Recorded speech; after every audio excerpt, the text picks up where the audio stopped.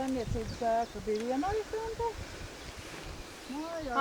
Rūpnieki vienā mājas galā. Šī bija vairogi galā, un otrā galā, otra pusmāja bija rūpnieki. Jā. Un dzīvoja divas ģimenes, ja? Divas māsas dzīvoja ar savām ģimenēm.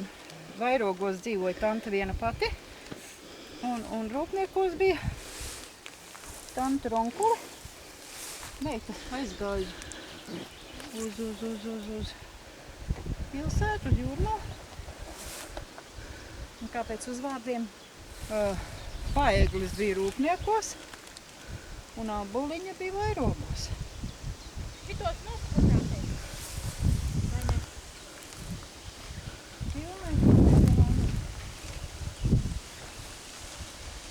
Tur bija ābeļdārts, šķirši bija, bumbieri bija, te viss jālasīt.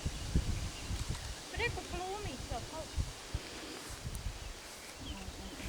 Zemīte daudz bija, ja? Nē, zemīte daudz nebija, amatnieku zemīte. 2 hektāri katrai. 2 hektāri. Jā, jo onkulis tas bija, var teikt, tā kā invalīds, viņam bija kliba kāja. Kādreiz Rīgā bija kurpnieks. Un tad viņš te tās kurpes laboja un šuva, un tad kolhoz laikā viņš jau neko citu fiziski nevarēja to slimo kāju.